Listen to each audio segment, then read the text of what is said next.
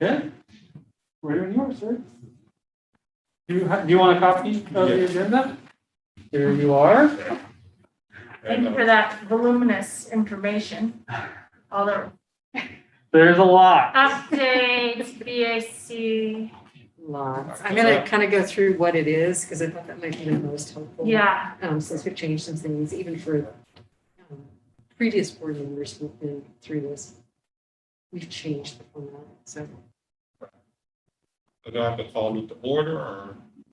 not usually with a committee meeting, just Pretty lax. get underway. All right, so like the first thing on the agenda is the committee work plan. Would you like, I brought a hard copy, would you like this? All right, there you go.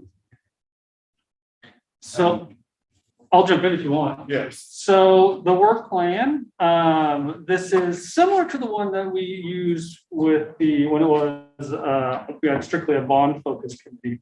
And so this document is just broken out into 3 sections. The top part is just a draft schedule for upcoming meetings for topics that we think we might cover. They of course move.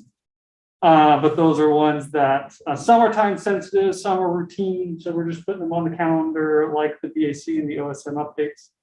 And then others are just topics that we know we want to hit on. So we're just sliding them into open spots. The second part is on page 2, where it says unscheduled committee topics. Those are just topics that either we as staff know we want to bring to the committee or have come up in previous conversations. So we've added them to the list and we haven't put them on for specific dates yet, but they're out there kind of in the parking lot. And then just for information, in the gray where it says previous topics, those were some of the topics that earlier just this calendar year we had talked about in the meeting. So that's purely information. So from a process standpoint, what I think we're going to do, unless we want to change it, is we'll have the committee meeting. The following week, Gary and I will meet and we'll do a debrief of the meeting. And at that time, we will set the schedule for the next meeting. So I can let staff know and they can begin to prepare for the following meeting. But we will also take into any topics or information that's come in from Amy or Julia, either at the meeting. And I always send out an email reminder, say, hey, we'll be meeting next Wednesday or whatever. If you have suggestions, let me know. We'll make sure to go over them. And then we'll set the agenda for the following meeting, and then we'll update the work plan, and we'll just keep that as the sequence as we go. So for today, the goal is really just to provide the work plan. If there's any immediate topics that we know that we want to add, I'm happy to jot them down, and we can schedule them as needed. So trying to think about where this is best to fit in, but we're starting with the Center for Black Student Excellence. We're starting with the public engagement process, which is not really your purview. You guys have on here master plan approvals, but friends are really just I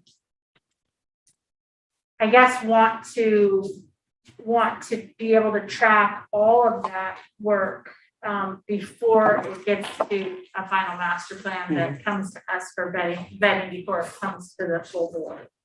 And I understand, only some of that work is OSM work at that stage. So I think we can talk about any suggestions about other ways that it might make more sense for the board to track that process, but.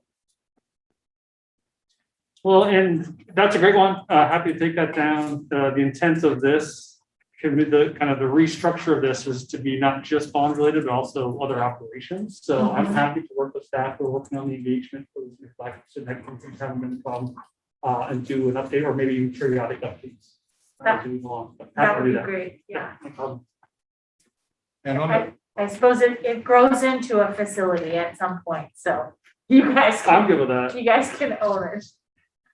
the master plan approval, can we make sure, just for me, that I just do some acronyms and spell it out? I don't know what they are. Yes. I'm assuming, so Yeah, apologies. I'll run through them real quick. So JHS is Jefferson High School. And then it's the center. Oh, I think that's a mistyped B. that. Yeah, it's supposed to be a B. That's supposed to be the Center for Black Student Excellence. Then Cleveland High School and Wells. But yes, I will spell those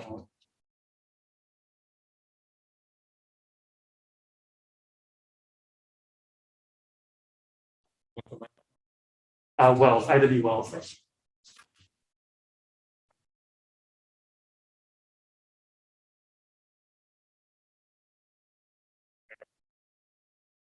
just for the work plan. Not right now. I mean, we can kind of talk about it after we see how our presentation goes today around the BAC update and the OSM update, and whether we want to like switch up how we receive that information, because like for me and what I think about as the purview of this committee, it would be really helpful to have like a very discrete budget dashboard so that we're tracking the budgets of our ongoing projects. And that may well be embedded in, you know, all this information that is contained for the BAC reports and all that, but maybe after we go through it, we can just talk about like what level of information do we want? What do we want you guys to highlight on a regular basis and just see where we land? Yeah, no problem. Because it's a lot, yeah. So Gary, one of the things that I'd be interested in sort of sooner rather than later on the work plan is an overview of where we are. Maybe it's presented in a little bit different way because we have some of the information this time, but on the health and safety pieces. So the 2017 bond, sort of a core piece of it was the 150 million in lead, radon, asbestos. And just giving a sense, I know at one point the bond auditor was calling for the, like, what's happened at every school. So like that we could say to the community, hey, 4 years later, we've addressed all the tier 1 lead issues in the water, or all the tier 1 or the elementary lead and paint issues.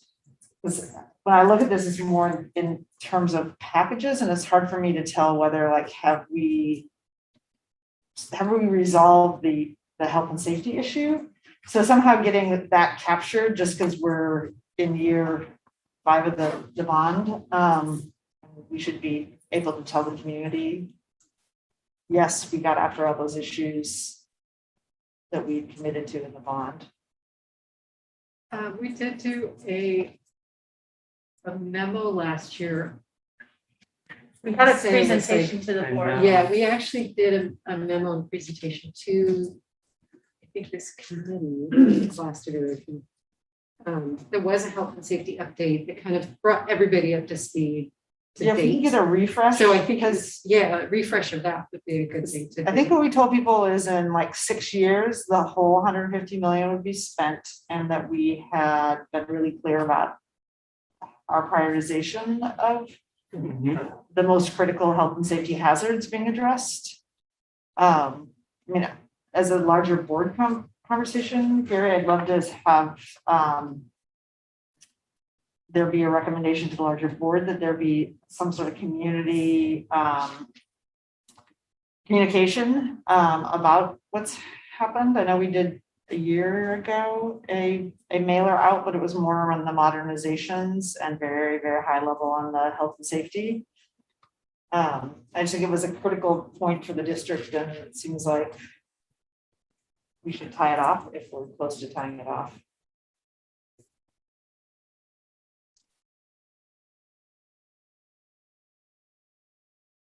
So the things that are on here now for the draft schedule, are these all things that OSM, I mean, aside from updates that OSM needs board approval on? And is this the whole universe of things that you know right now will require board approval? Not all are board approval. Some are just ones that we want to make sure are visible. Yeah. So that the board is aware of. So like the scope of work, those criteria, That's just identifying, here's the criteria that we're going to be used to prioritize the work. And so we're not anticipating an approval of that. We just want to be very clear that this is the criteria that's being used. Master plans do require board approval. The GMP requires board approval as well. So it's a mix. Anything that as it comes up, or at least becomes precedent that we know is going to need approval, we'll put on the list. For sure. It would, as I say, it'd be great to be like action versus like information. So that we know what's expected. Yeah, that's good. So I'm curious about the master plans. Just because we've also not only had a change in the board, but also just there's been a fair amount of time that's elapsed since we had sort of the conceptual master plans that came from Ida B. Wells and Jefferson. Sort of just that very initial work that was done. That instead of like to front load some sort of brief as like, you know, hey, the committee, like the DAGs are starting to meet and yeah, here's the ed specs they're using, or just so we know it's not the very end and then we're like, hey, we didn't know this, you know, X was going to happen, or that this was allowed, or that they were over budget, or you know, I don't know what it is, but I hate to have like the board come in after at the end and. Yeah, so yeah, definitely hearing is you don't like as well. progress updates, so it's not just at the very end here, approve this or take an action on it. Yeah, maybe just a starting point, like Yeah. new committee, new board. Definitely that's the list. What about the MPG building? MPG it has an approved master plan, so it's one of our modernization projects. So it would be in the regular updates Okay. for active projects.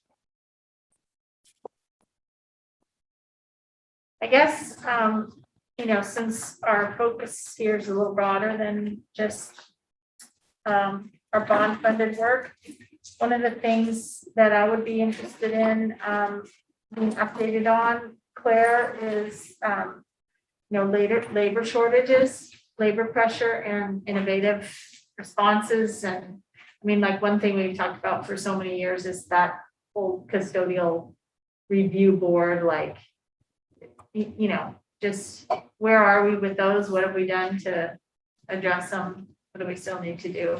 I think the custodial review board or civil service board would need to go probably through Courtney's intergovernmental, but it would have to go to the legislature for a statute change. Are we working on that? Not You that I decided know. not, At that point in time, we've changed some of the admin regs to it that made facilitated easier, like especially during the pandemic, the ability to do electronic meetings versus so we could do them more often to hire more custodians. So we made some headway in improving the process, but really the question is whether that's needed at all, and that's something that we would need to probably work through the legislative process. For that. Okay. Another thing I put on here for sort of to keep in mind for regular updates is just our sustainability work. So any, what are we doing to modernize our fleets? Aside from what we're doing in our modernizations and our new builds, just how, what moves are we making in alignment with our values there? Because that work kind of gets lost. And I know before when we've had updates, it's like, oh my gosh, we've done so much, but we haven't had a regular flow of communication about it. So I'd love to have this committee be a forum for that. well, and across, this is a good point, across also like transportation. You know, what are we doing across transportation with sustainability, not just our built fleet? Right. So maybe it's whatever the metrics is coming out of that policy of like, how are we doing against those items which are more than just the built environment? Yeah, that put some thought on that. That might be a good way to at least start is measure against what is coming through in the plan. we put some thought into that. Mhm.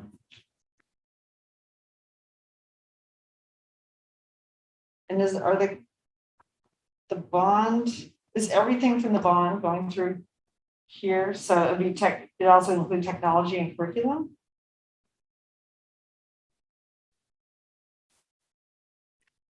Yes. So just along those lines, since the curriculum, it would be great to just have some sort of like, here's what the plan for the year is. I know there's a multi-year, get everything planned, but just like, here's what's been coming through the pipeline this year that's being worked on. We can do a refresh of that. We did several months ago for both curriculum and technology, when, the previous iteration of this committee, but we can do a refresh. Yeah, the curriculum, so they also have materials in what we provided, and I'll kind of walk you through Dashboard. what we provided to. This one is a bit unusual because we had 2 meetings worth of materials and it's a little confusing when it's posted there. But I'll kind of walk you through that too, but while you're waiting for a presentation, you can go and look at the status report for curriculum. They actually have a schedule in there that shows the different curriculum areas and when they anticipate implementing those areas across the next 3 years.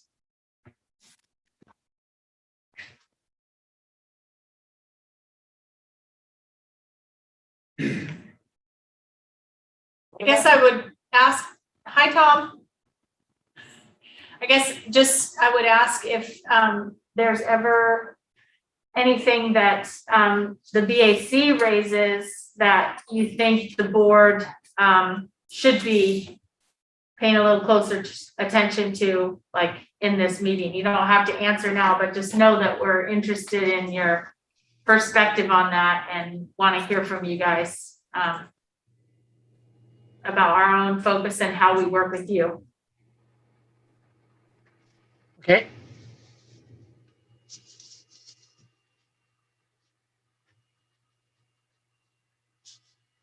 Anything else? So, I guess I don't know quite what falls in this category, but again, to the fact that it's a little bit broader than just facilities, it's also operations. I'm wondering if there's things, Claire, sort of in your, like, well, I'm not sure what the broader universe that, instead of having things just go straight to the board, have things like get a vetting in the committee. And I don't know what those would be, but it just seems like it makes sometimes the board meeting, whatever, if we're being asked to act on some things, it makes the board meeting less bumpy if it's gone through like a committee or there's been some sort of like pre-discussion.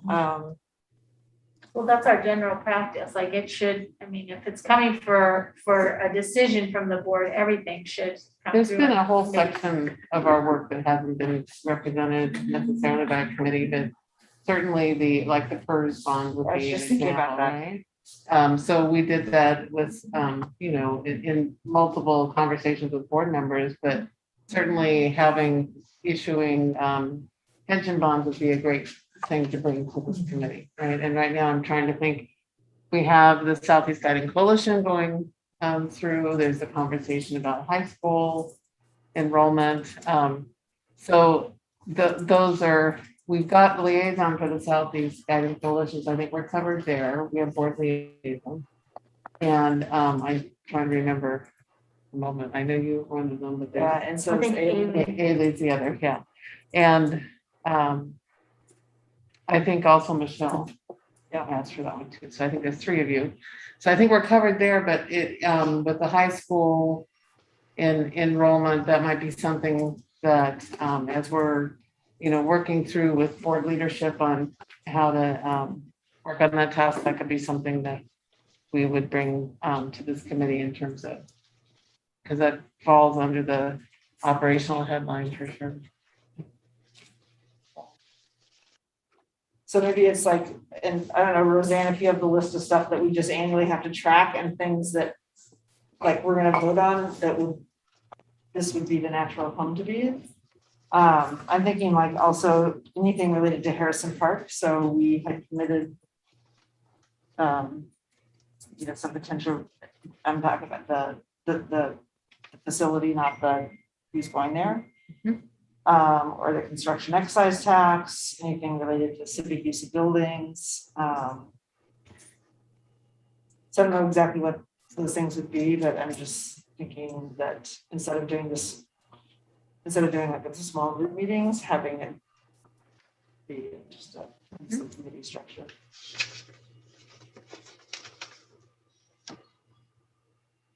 Did Michelle have something in mind when she created facilities and operations?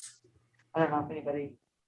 I think we just realized there was a void of some issues that needed more of a venue for discussion before they had to come to the full board for conversation. We were just missing a slice of facilities and operations when we were focusing on bond funded work. The Oracle's gonna come in and tell us. No, I realize I can't hear back over there. There were a couple items like the long-range facilities plan and the parks MOU that just didn't have a natural place to go. So when there was the turnover on the committees, it was a conversation that Roseanne, Michelle, and myself had, like, it'd be nice if we had a natural place instead of. Yeah. And so it was a meeting I did. And yeah, in past years, we've had also FAO was one we've had passed, so we've had different iterations of this.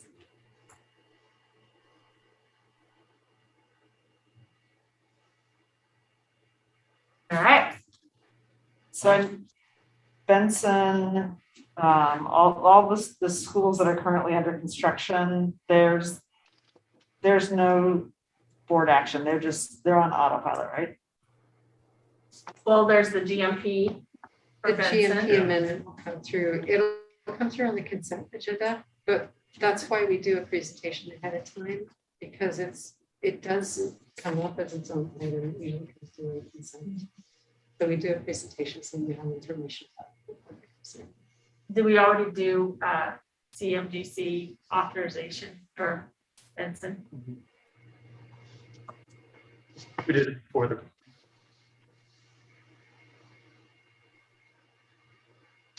Guaranteed maximum price is the contract execution, really. What we're talking about. Negotiated with the contract. We don't need to approve that. Did we take out that we have to approve the charter or the committee, the BAC committee members every year? It's not every year, it's when their term is up. And they're staggered terms, 2-year, 3-year, 4-year. I think most of them. And do we have anybody who's cycling out? Not at the moment. We just added 4 I know there's a whole host of new ones. in the last. I just year. say, if that's something we need to do, we should add to Yeah. the work plan if somebody's, if there is a scheduled cycle off versus unanticipated. Well, we do have one we know I was gonna who's, say, right, it'll be Tom. I think Tom will be our next. Uh, If I remember right. I We'll make sure. One more year to go, though.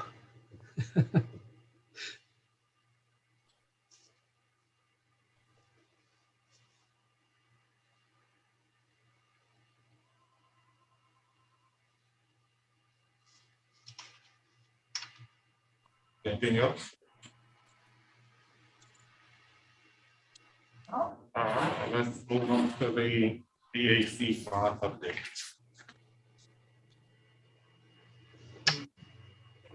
I think, let me look at the agenda. I believe we're doing OSM first. Oh, Yeah. That was my understanding. Okay, you good with that, Tom? I'm good. I All like right. what you have to say, Marina. Okay.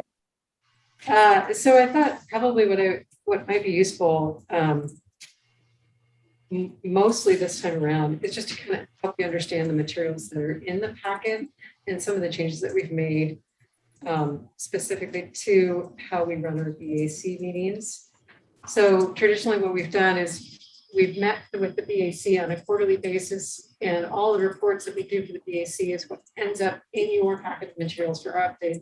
We're generally just trying to refer back to those same materials.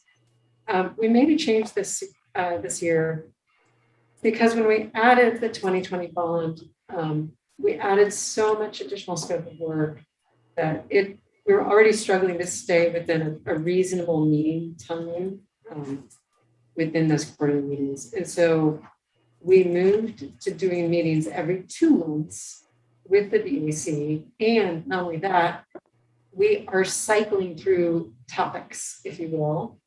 So we have 3 sets of topics and we cycle through them, obviously twice a year. And we have essentially broken out our modernizations into one of the meetings.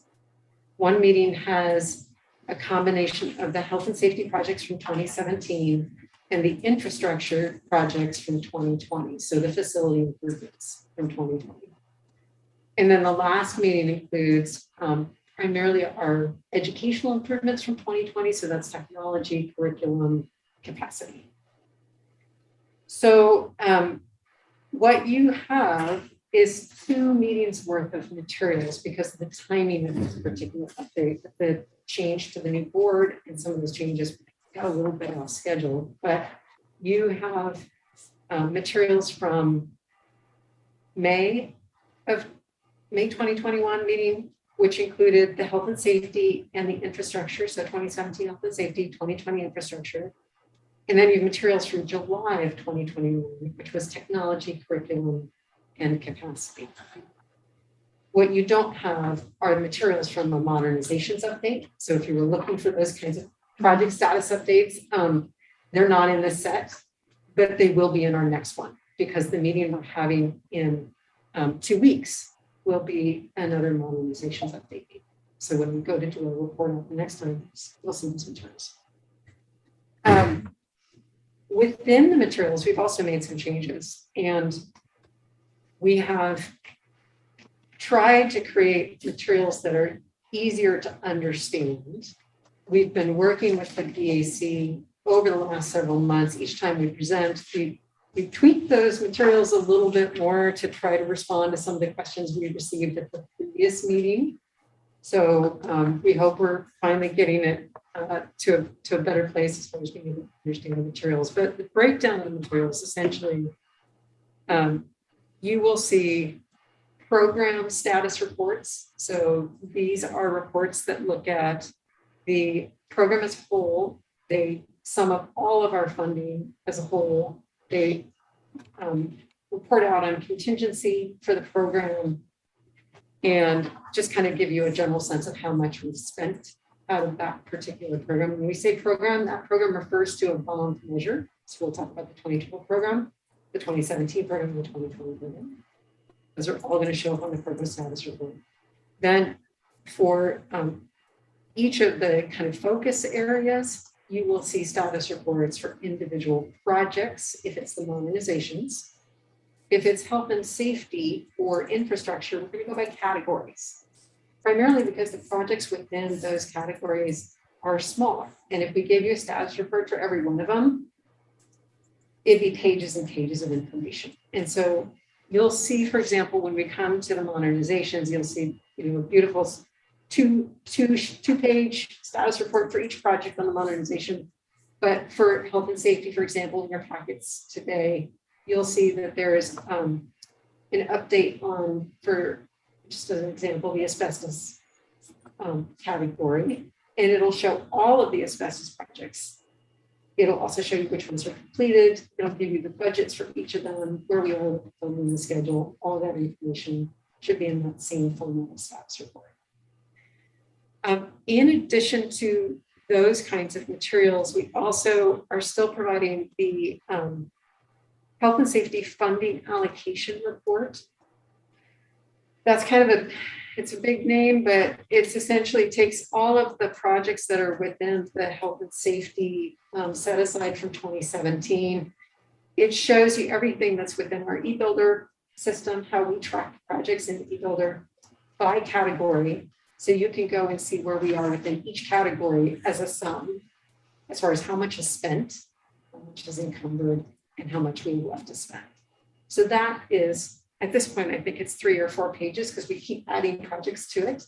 But it is a good way to kind of look at it by category and say, oh, I can see that they've spent all of their security funds, for example. But there's still quite a bit left to spend in the lead paint category. So if you're looking for just a quick update on health and safety in particular, that's a good report to go to. Did we, while you're there, did we get a jump on anything when our buildings were empty? Are we ahead of schedule in any categories? You know, that's actually kind of a hard one to answer because I'm not sure what a head of schedule would look like. And Did we like unfortunately, contract anything earlier than we had anticipated? yes, but which is to say that while we were able to get into buildings that were emptier, not necessarily empty, but emptier, because of course we did still have activities occurring with staff in those buildings. We then had delays related to the pandemic. Right. So while we may have had some gains from being able to get in sooner, we had losses from not being able to get the materials that we needed in time, or not being able to get labor for lots of reasons. I was going to talk about that a little bit too as we go further on. So the last thing that you'll see in the reports, typical reports, are a performance audit tracker. So with every BAC meeting, we provide a report on where we are with performance audits to date. If we have closed out an annual audit, as in we've completed all of the findings, you will no longer see that in your packet, but all of the information from the audit reports is on our website. It's in fact on the audit section of the people's website, where you can find everything very clearly laid out, and you can track against all the different annual audits and what findings we've completed for each of the sides. But the tracker is part of what provides that information. It tells you what we're working on, what we've completed since the last time we reported on it, and what remains to be completed. So you'll see that with every one of our BAC meeting materials. So it's a lot of information. It's a lot of information per meeting. And because you got 2 meetings worth, got pages and pages of great information to go through. We also have a really good website with a lot of web pages that have information on them as well. And we do have a map, an interactive map on the main webpage for the bond program that does allow you to go to each school and identify which projects have been completed for that school. And so we encourage anyone to, if they want to look at their school, to go there and look at it and see what we've actually completed. We are in the process of updating all of the things that we completed this summer. Summer is, of course, our busiest time of year. And so we're currently working on completing updates for all of this on the budgets from this year as well. Gary, I know last night you were interested in that estimating contract. So it's kind of interesting context generally to look at this program administration report in here and contingency.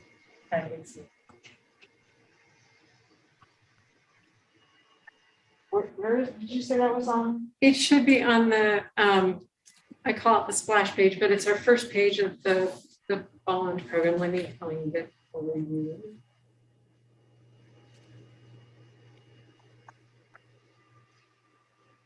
I see that there's like 2 forms of accountability to the community. It's one, like how the dollars are spent, which I think these do a really good job of like summarizing that, but then it's like, so what does it mean? Like what did we, is all the lead in the water out of the TSI and CSI schools? If you go to the main bond webpage and you look over in this far right area, this is actually the interactive map. So just click on this. Okay. And you'll get to the GIS itself. And was that the response to the Yes. audit? That's actually part of the response to the audit. We are also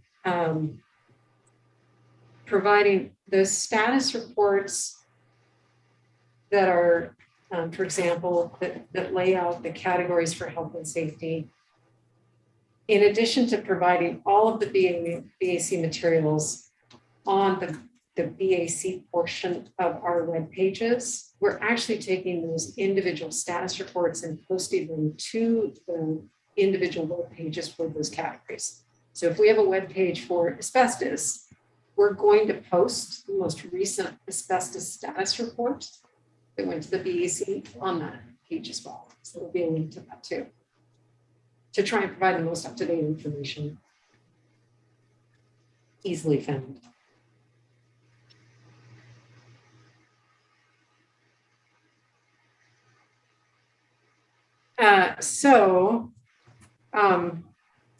Any questions about the materials before I move forward? Just kind of a general update. Just as a question, and you can tell me if this is gonna be part of the presentation, but I was looking through it.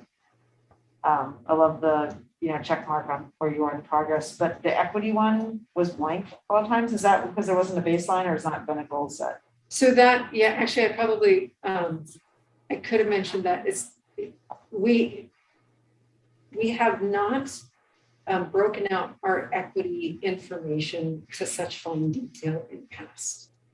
In the process of doing that this year, as we were kind of going through and saying, okay, now we've got to break these down more detailed for health and safety in particular. We've always done it for our modernizations, but for health and safety, it's a little more challenging to do because the data is tracked by contract.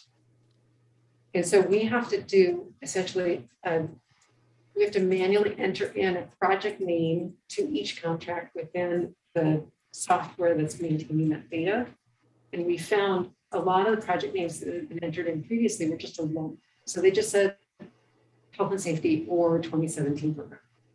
In order to split out all of the information by category, we had to go create new categories in that software, assign new project names to all the different contracts, and there were well over 1,000 contracts. It just took us too much time to get to it before we did the report out for the health and safety meeting in May. We do have that information now. We've gone through and updated the software. So the next time we report out, we will be able to report out on health and safety, but you will see it for the modernizations. You just won't see it yet in those materials for health and safety and infrastructure, and technology and curriculum are not tracked in the same way unless they do actual construction. So those contracts are not required to track the equity data because they don't fall within the same procurement rules. It's a complicated answer, but It is. more and- information But coming. I'm concerned that we have just equity and there's a blank, so I wonder if there's some way you can put a asterisk and then explain something why it's just blank or, to be filled in or, whatever the answer is versus. Certainly, yeah. Before we post information on the web, is that the concern? The Yeah. next time we report out on those, you will see equity data. Okay, Yeah. And also we're coming gonna soon. have, Yes, yeah, not this meeting, but the meeting in November. also we're gonna have a lot of information and commentary on that in our performance audit, because it was one of the specific areas that we asked them to look at. So at our next meeting. Yes, they were not looking necessarily at performance of individual components of the program. They were Right. looking at how we address business equity. Right. Okay. But there will be more information coming for health and safety and infrastructure. It wasn't in that particular set.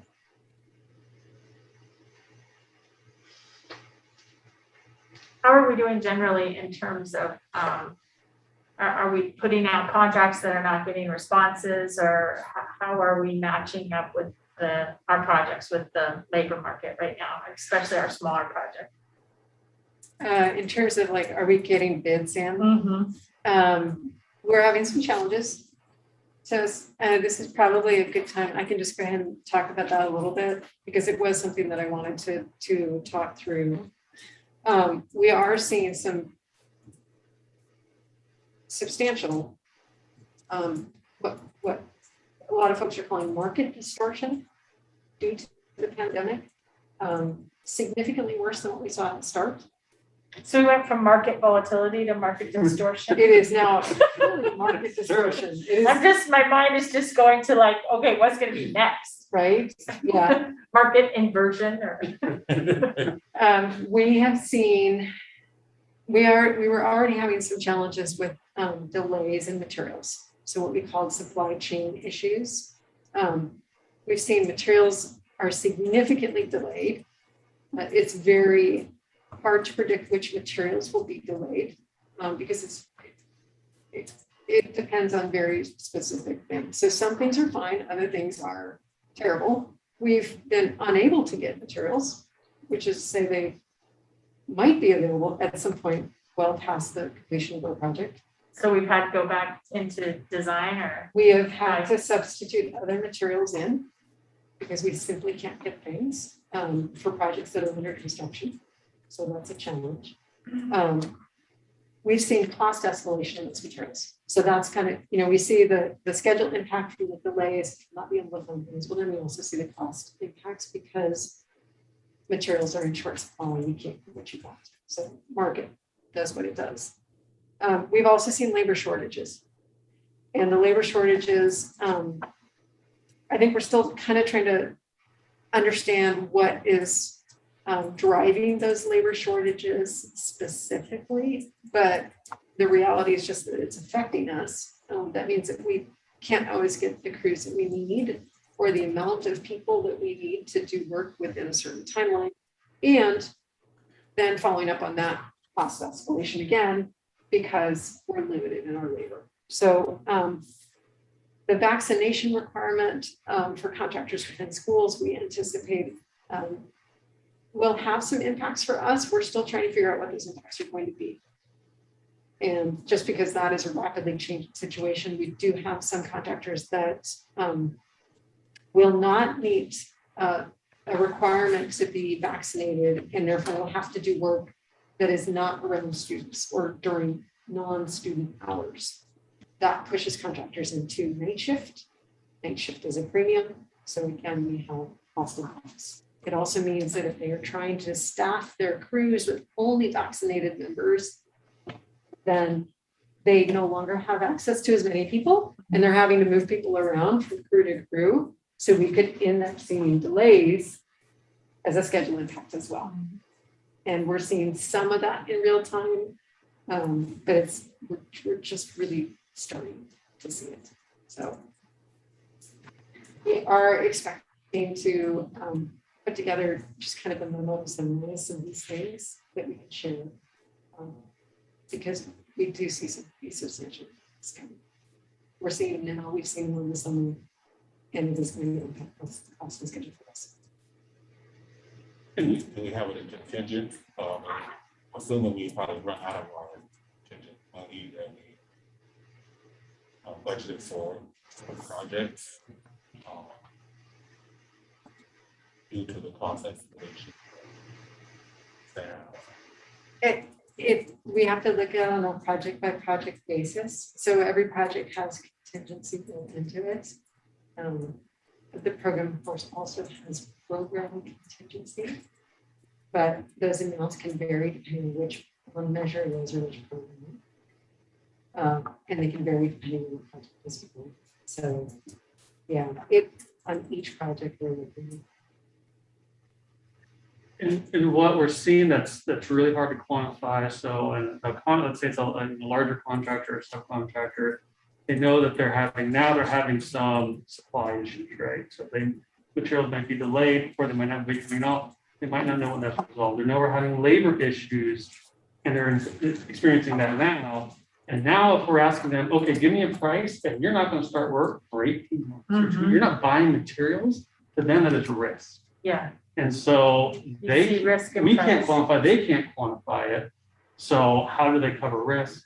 They increase costs even more. And so that's why so much of this is really hard to say, well, this situation here is going to mean this in the future.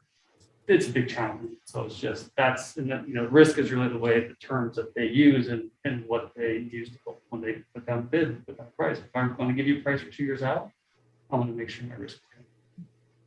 So that can impact different projects in different ways, depending on where they are within project. For our projects that are already under construction, with Lincoln, are still, as we said, bought out most of their contracts, if you will. They do have another phase coming. And so you will see the volatility primarily in things like change orders.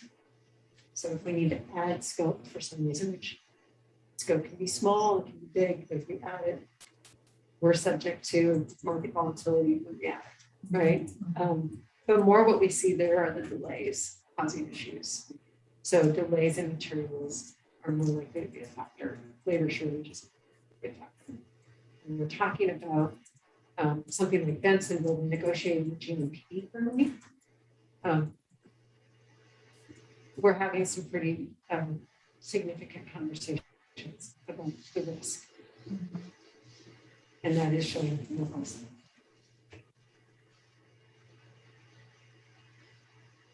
So, Yeah, and just even philosophically about shared risk by, category or something. I mean, it changes the whole conversation around the GMP.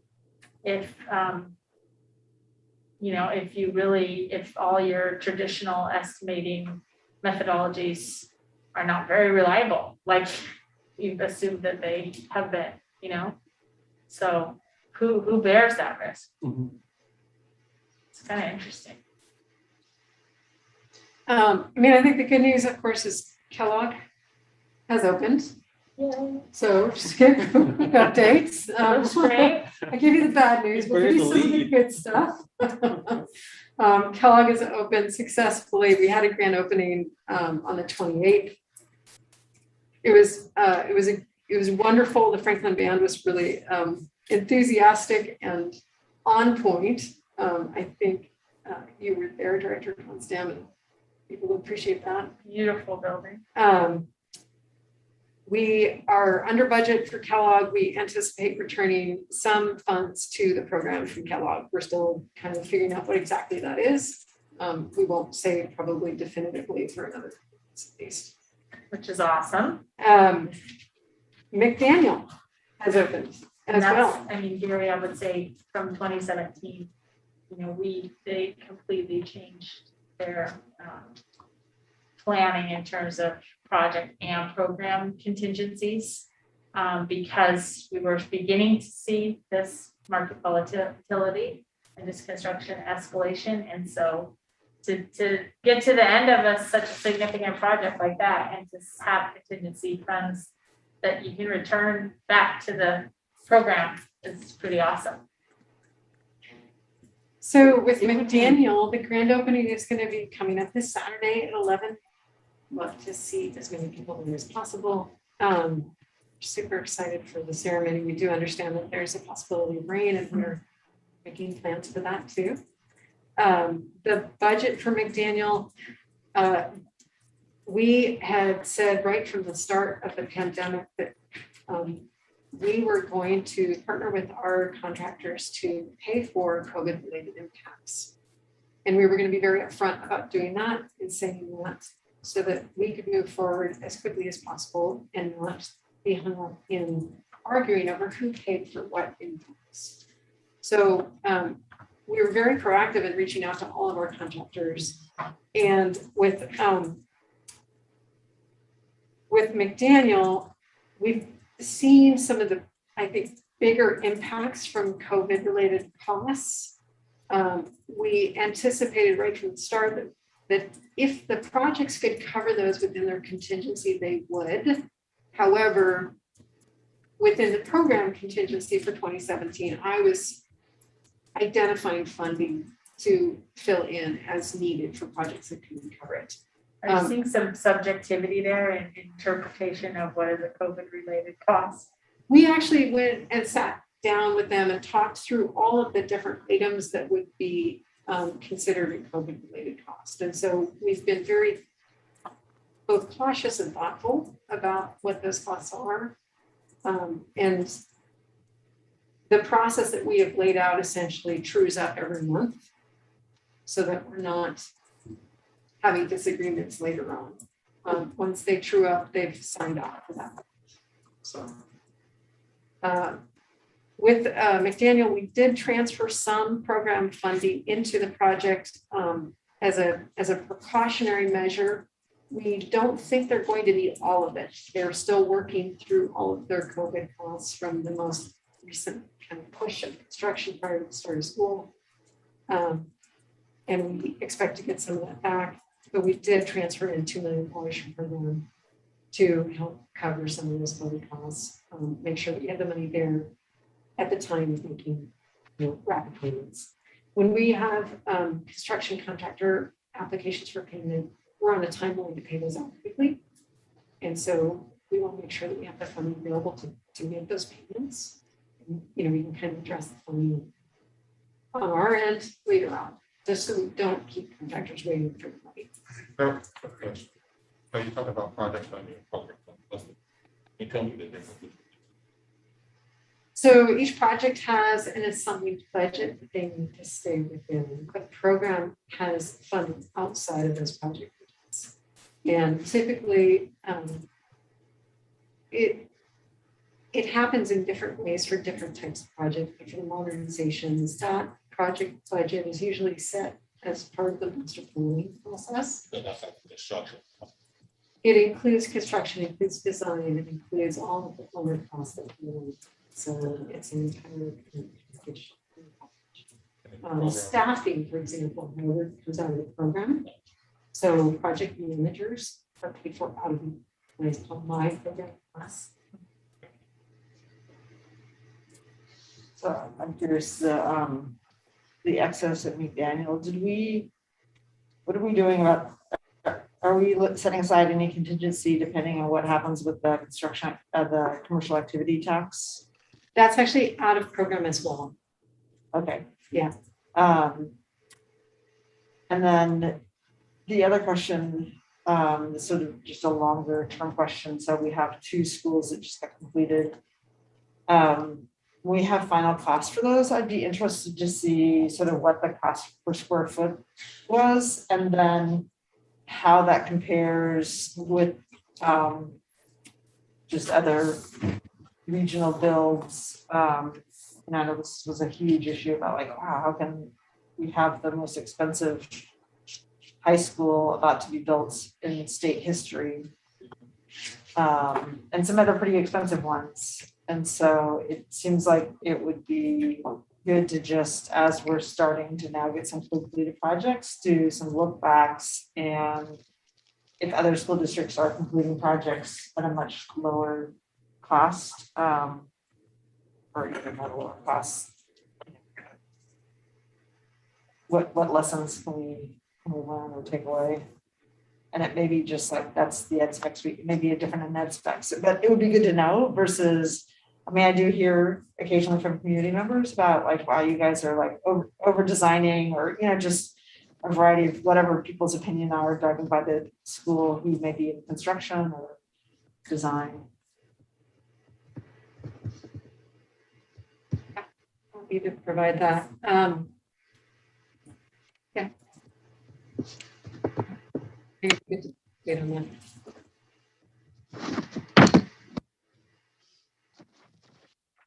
Lincoln, on schedule, on budget, moving forward. Looking good. Looking good. Not much to share. Feel free to drive by. They've been putting up their envelope, their skin. Looks fantastic. Oh my God, I got caught in the one-way traffic the other day. I couldn't get to where I was going. Okay, don't drive by. It gives you the total Bermuda Triangle. We do it. If you don't want to get caught in the one-way traffic, we do update our web pages pretty frequently with photos as well. So Cool. that might be a good way to do it remotely. And then, of course, we'll have updates at our BAC meeting next week, 2 weeks from now, on the modernizations, including photos of Lincoln. We did with our 2017 health and safety projects, we did have some projects that we either rescheduled from this summer to next summer, or we broke it into phases and pushed a phase to next summer. And that was partially due to the the bidding climate in some cases, and partially due to material delays. So we had some significant material delays that would not allow us to complete the project this summer before kids had to be back in the schools. And the solution to that was to break it into phases so that we could complete enough to have a functional school and then be able to complete the rest of the summer. That's particularly true for roofing projects, for example, where we'll do whole sections of roof, but we may not have been able to get to the entire roof. So, questions? On the 2020 materials, just a couple things for 2020. You'll see if you look at the program status reports, we're about 1% spent. That's actually quite a bit of money. That seems like not very much, but I'd like to say it is primarily technology and curriculum. And one of the things I'd like It's easy to buy that stuff. A lot easier than it We're is to proving a build lot of something. It is. We've had less contracts go through for technology, but higher dollar amounts. So I think we're between actual spent and what's encumbered with contracts, we're somewhere around 27 million. It's a good chunk of funding. For curriculum, it's a little bit closer to 8. At least it was as of the report out in July. And as of today, we have 51 contracts either in place or processing for curriculum. And that is primarily within June, July, and August. So we have been rapidly putting contracts in place for curriculum to allow them to get materials in place for the next school year. Very specifically, to not just get materials, but translate those materials as well. So, we are also moving forward with assessments of roofs, mechanical systems, ADA, and SPED learning environments so that we can start to move forward with actual projects for that work as well. One of the things that's in your materials was the draft work plan for the year 4 performance audit. So you'll be able to see what was in there and what is coming up for this this year's audit, the work plan. That work should be starting, field work should be starting, I believe, next month. We have something on the agenda. I don't think it's specific yet, but we're looking to schedule the report out of last year's audit report. I think we have it for next time. think We we were- need to do some coordinating. Yes. Yeah, we're hoping to do that in October. Big coordinator. We were hoping because at least two of you are also on the audit committee, that we could get the third audit committee member maybe to come to this meeting. And then we can invite our BAC members to come to this as well, and then our performance auditors only have to present That's once. awesome. That's it for the meeting. October 20th. Roseanne's ears just perked up. The Wrangler. Are you gonna, I have a question about Benson and MPG. I don't know. I should ask it now or is it? I say ask away. Okay, Yeah. this is like super small, but I know we made, I think, a $5 million investment in sort of moving CTE related, or setting up a 3-year CTE sort of I don't know, workshop or what you want to call it out at Marshall for the Benson students. When I was over at Kenton the other day, like their CTE that had their culinary class was like a microwave in a classroom. And a hot plate, and I'm wondering, just in the sense of those students, what if we we're spending $5 million in bond funds for sort of temporary CTE for It's like 7 million, isn't it? okay, seven. Like, what about the Alliance at Benson students who are now at Kent? Unfortunately, the culinary CTE program was not in place at the time that we were doing all of So I can't hear you. It was not, that program was not in place at the time that we were doing all the budgeting and designing for Kenton. So it was not designed in. When we found out about it, we spent a lot of time trying to figure out where it could go. But the challenges of putting a full culinary program into a facility in a very short amount of time is, it couldn't happen. They are working with the FAM side of PPS to get a project in place, but it wasn't something that we could put in place for the start school. When you guys are pretty strict about using those bond dollars only for replacement. We've had some discussions along those lines before. Replacing what functions were lost by displacement. They came in, I think, I want to say, I want to forget, spring, I think it came to the bond team of like, well, the program wants to put in the culinary space. It just wasn't enough time to get ready for fall. So they are working with the facilities project management department. And I know that CP program has some funds. I'm not updated on exactly how much money they need. So Okay. they're working to see. It was just kind of sad because it was like, Yeah. okay, a microwave and a hot plate seems like not a. Yeah, we did a lot of analysis and we actually worked with our design team to try to identify where they could go within the canteen spaces. I think we were able to come up with a place. I think that our kitchen designer on our team has been helping out with putting design together. But I mean, everything else about the school is great and they were very initiative. It's just, since it's a 3-year stretch, it seems like a long time to have sort of a nature. So I'm glad to hear that's. And I know they have significant dollars, CTE for the program. So I'll check in and see what it says.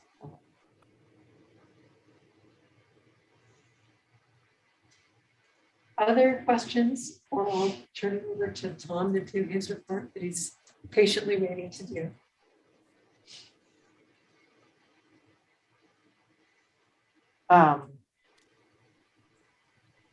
This is maybe not a question about the bond, but I guess what is happening with Harrison Park?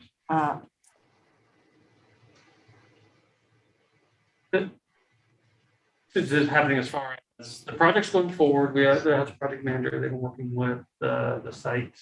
What is the project, I guess?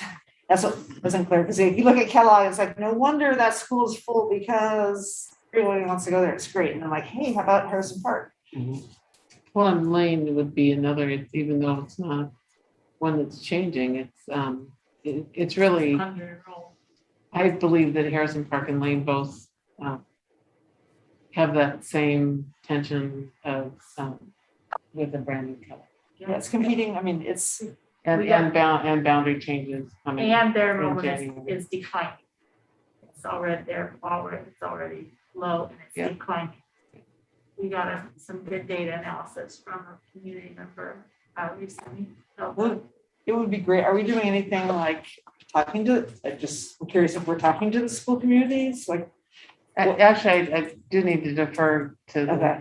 the facilities team because they have been leading the project with Harrison Park, but I'm just mentioning it because tied to the boundary work, it is both schools, not just one. And I know that Harrison Park was specifically because they're changing from a K to a middle school, that we're having those, making sure that we have all the middle school appropriate resources Makerspace available. and Yeah. STEM.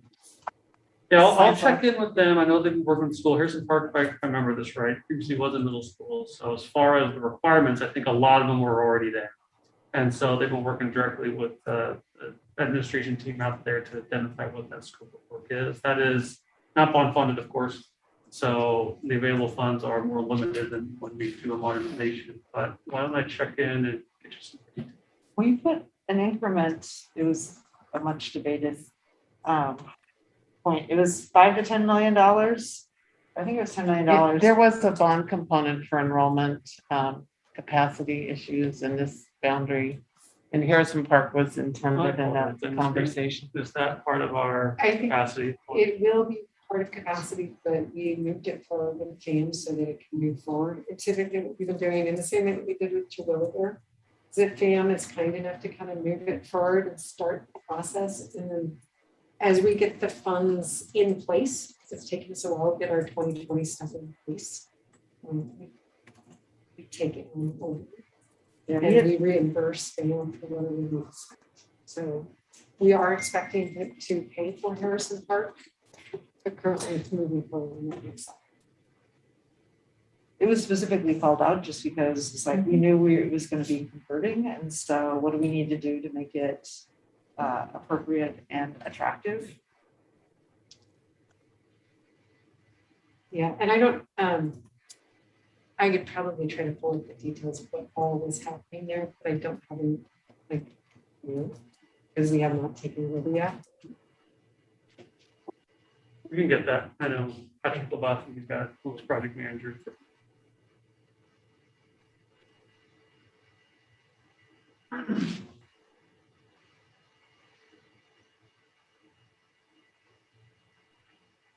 All right. Any other questions? Look forward to that next set of information about all of our budgets and modernization projects, all that. Let's move on to the next one. Okay. You're on, Tom. Okay.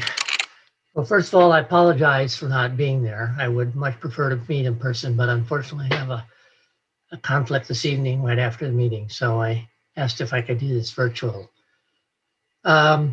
So as Marina laid out, we have, besides a almost brand new committee, except for me,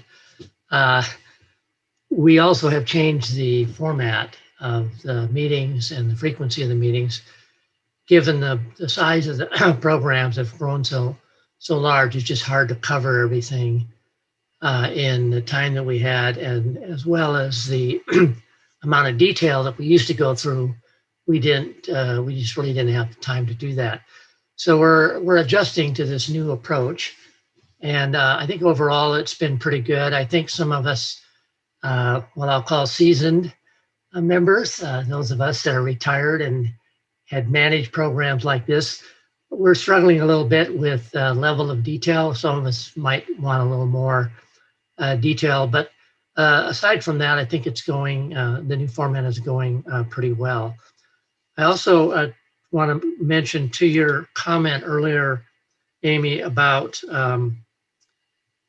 policy issues. One of the first things that came to light when Kenichi and I met with Marina for the first time to discuss the agenda was an issue she was concerned about called workplace culture.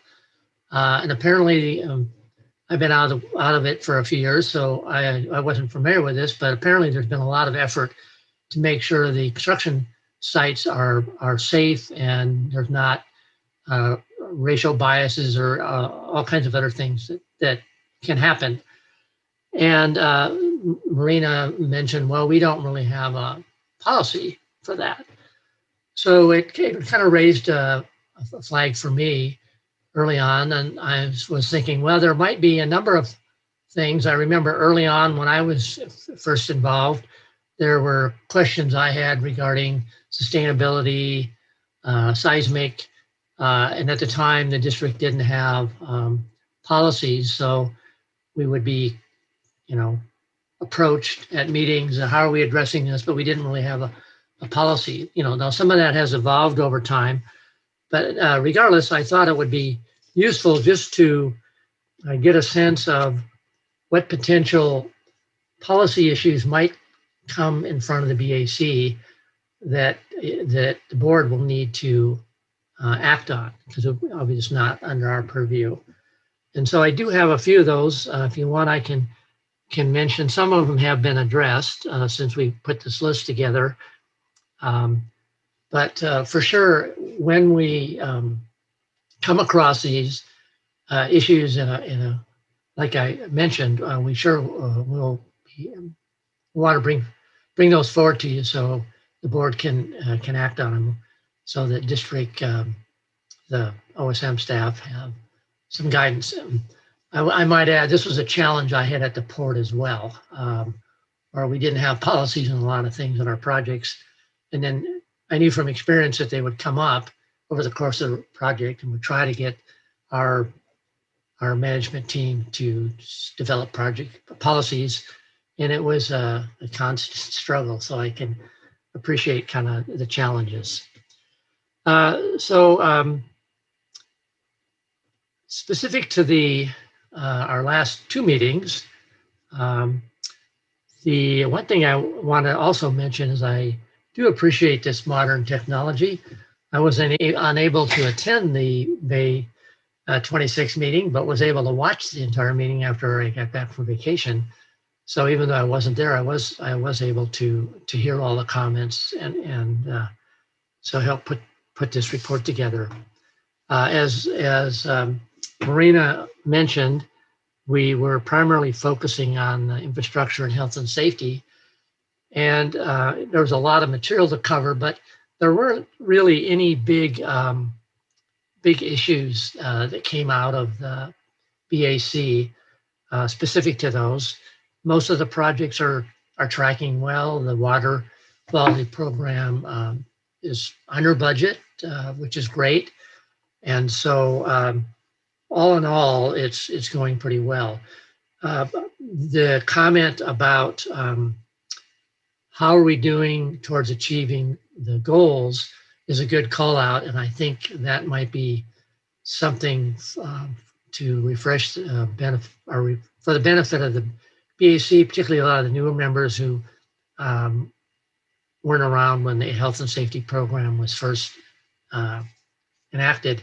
I think that might be a good thing to add the next time we give an update on the health and safety programs. But all in all, I think the general consensus was it's going pretty well. We did get an update on the performance audit that's in progress, so I'll be looking forward to seeing what comes out of that.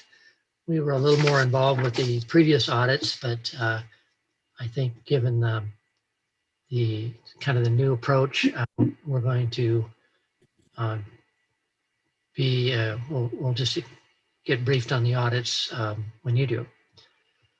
On the July 28th meeting, again, we looked at the technology and curriculum, which were, new areas for this group, not areas that many of us had much experience or background in. But they, we got an update as to how they were approaching these. I think WSM had developed a really nice report on the technology side in particular that kind of shows how the funding program works and how to track these various elements of technology. I think there were some issues that came up regarding the legal compensability of the some of the curriculum, which they are working through, and which I had a feeling might be a challenge because I wasn't really sure how curriculum worked into a bond program. So we're getting educated here. I think there was one concern that came up regarding the technology, and that is how do you deal with the social equity goals in your technology work and your technology contracts? I remember this was a challenge at the port. We had all these efforts and programs that we did for capital improvement programs, and yet the technology side didn't seem to be required to comply with those. Now, I understand it's a different kind of work, but nonetheless, it still raises a question: is there social equity issues with technology programs, and are there opportunities for the district to improve in those? And I think that's one where we're kind of be interested to see what comes and how that might play out in the future. We also got a presentation on the business equity, which I had seen it before at one of the SIBC meetings, and was really well done. I think the overall feedback I got was the district is doing a really good job. Overall, we're having some challenges, McDaniel being one in particular. Hard bid work is tough to hit aspirational goals, but regardless, the district is doing a lot of good things. What was really of note was the number of actual contracts the district had with small emerging businesses was really impressive. And so part of the question that comes is, are there other ways we should be measuring our success as opposed to just how much are we spending? Maybe there's other metrics that we should be looking at that come out that talk about, well, how many contracts have gone out, and instead of percentage of dollars, but how about percentage of contracts? Is it Hey, a way? Tom?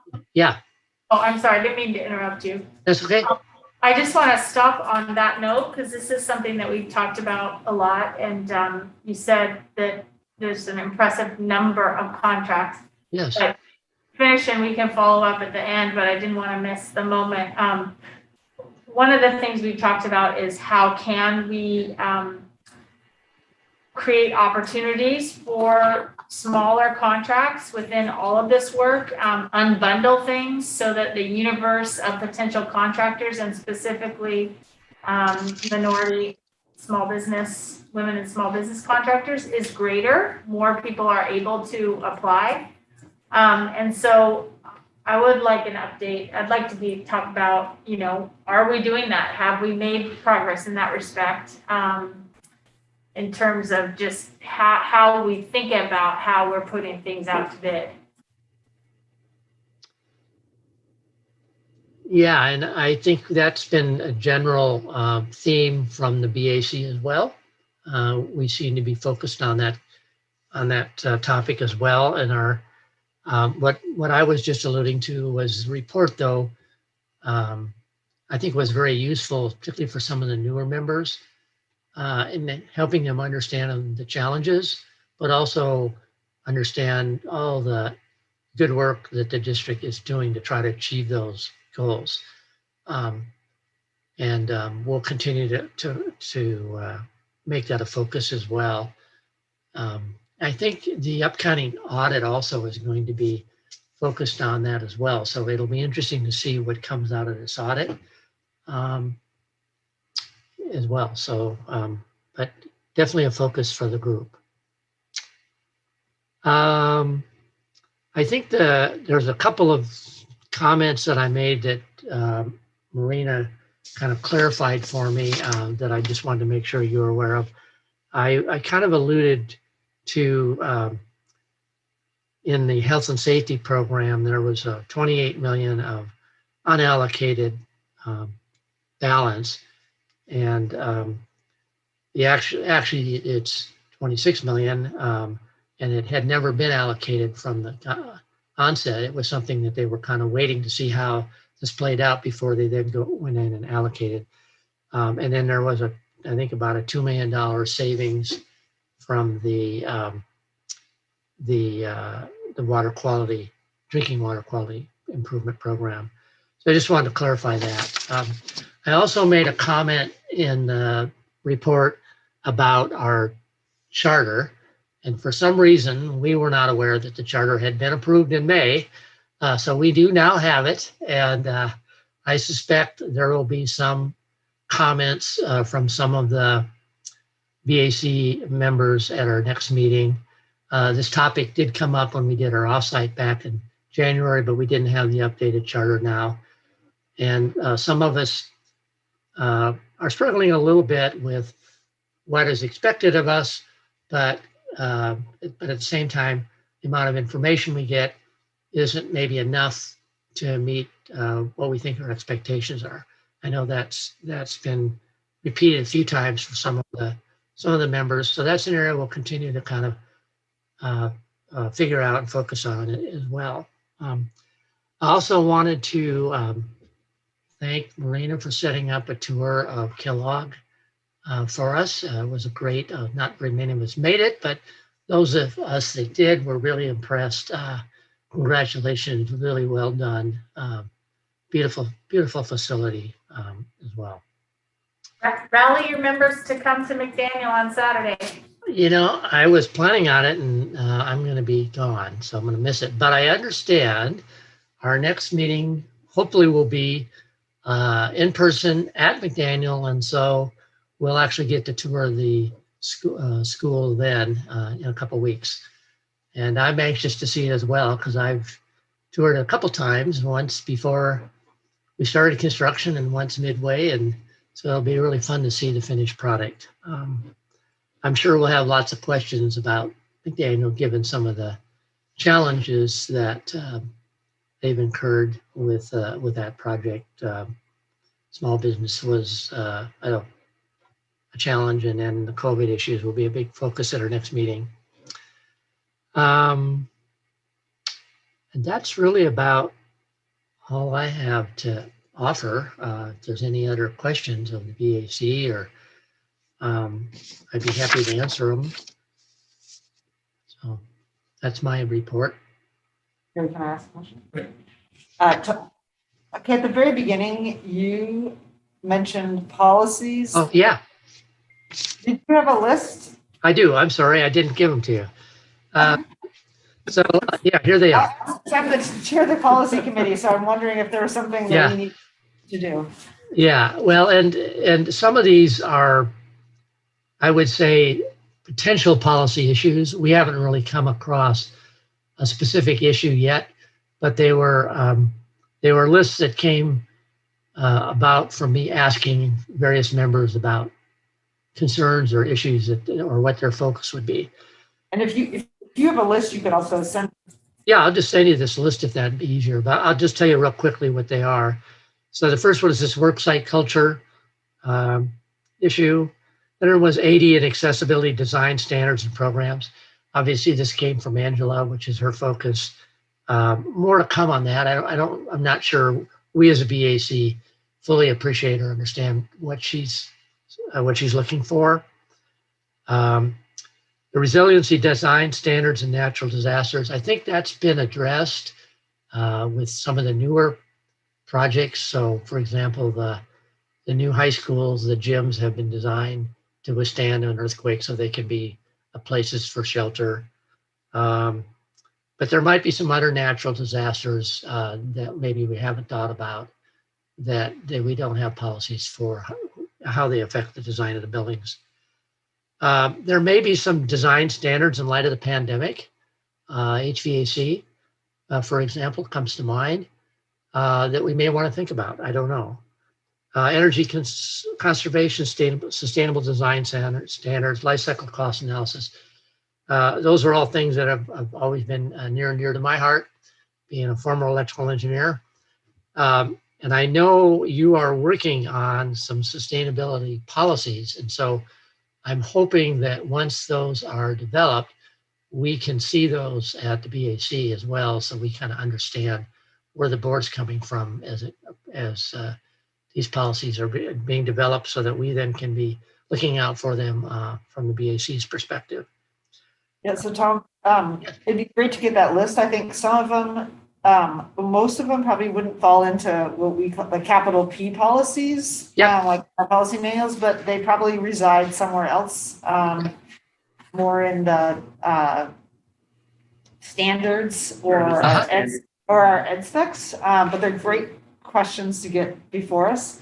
And on the sustainability, maybe we can send you the current draft we have, because the committee is getting ready to send it out for public comment. So if you all perfect.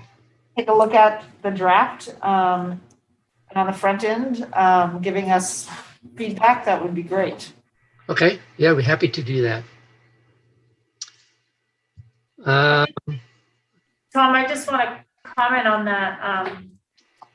the notion of, how do we get at worksite culture? Yeah.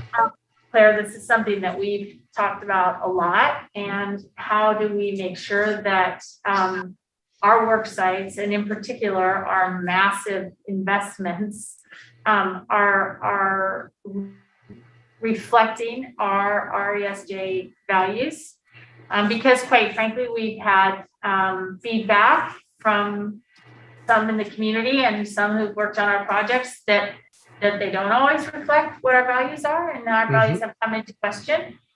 And so I absolutely believe that there's a sincerity in addressing this, and that there's been some work that's gone on since we really tried to elevate this about a year ago. But it's kind of hard to figure out, like, where does that live?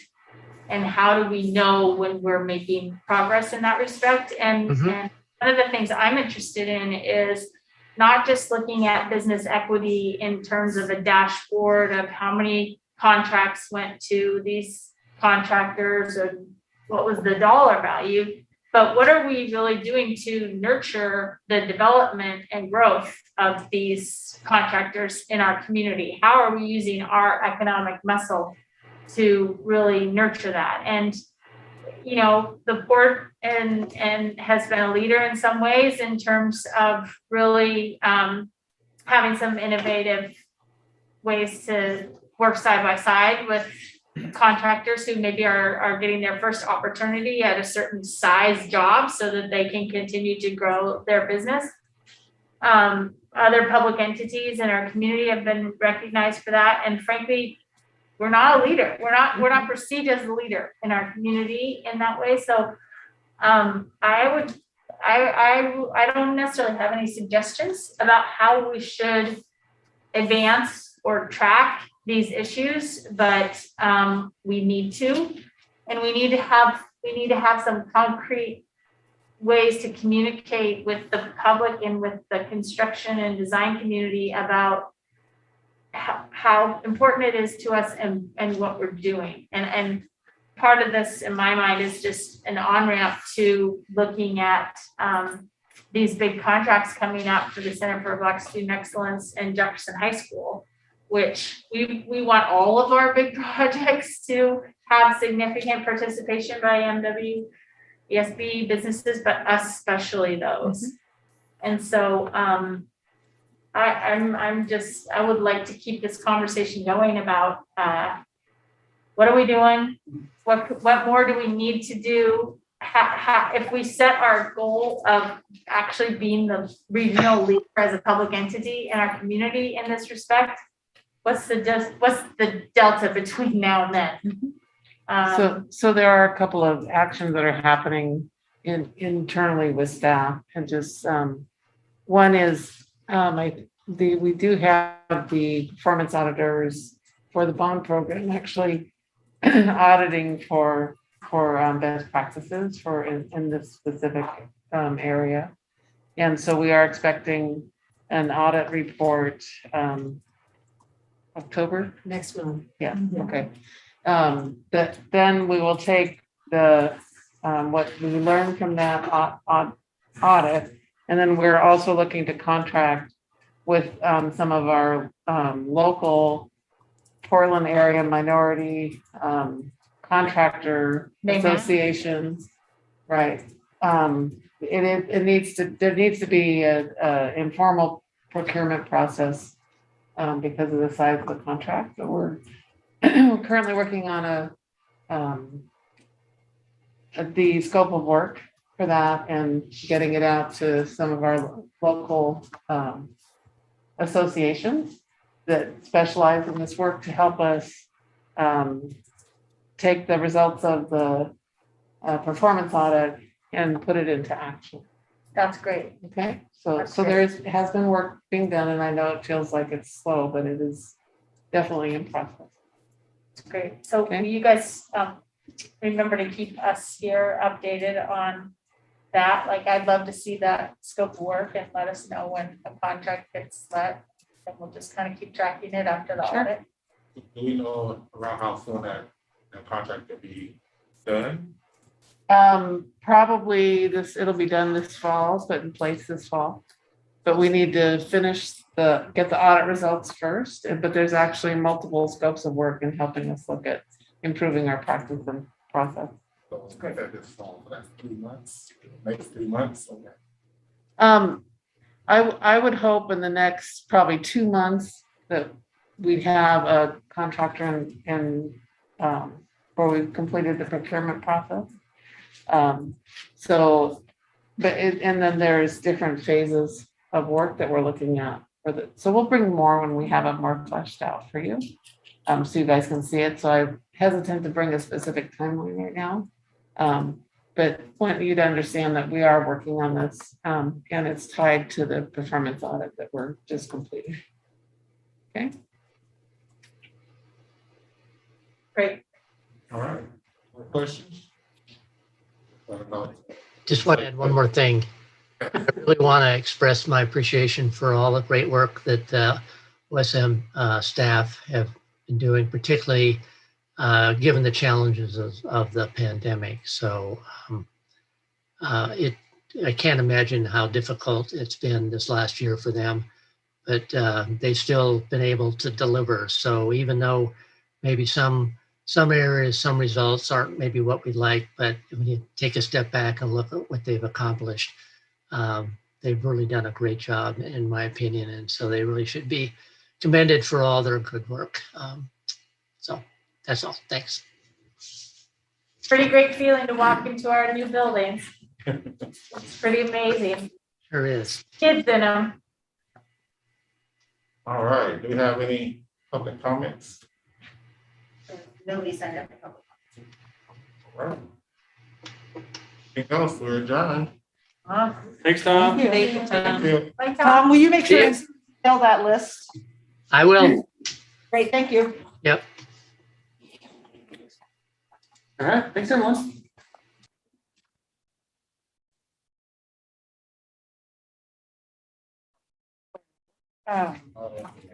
What caused the access needs delay?